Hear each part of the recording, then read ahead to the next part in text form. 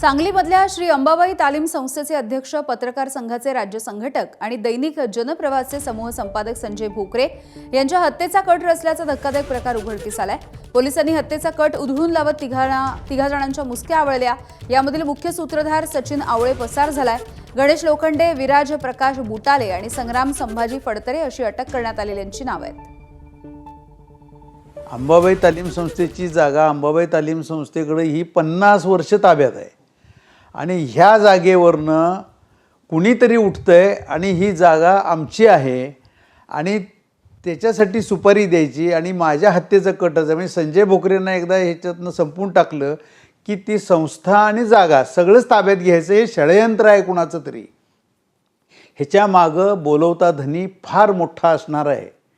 कोण ह्याचा राजकीय नेता आहे का आणि कोण आहे मला माहीत, मी कुणावर आरोप करणार नाही, पण एक नक्की आहे की कोणतरी बडी व्यक्ती ह्या सगळ्या आरोपींच्या मागे आहे। पोलिसांनी याचा तपास केला पाहिजे। एबीपी माझा, उघडा डोळे बघा नीट।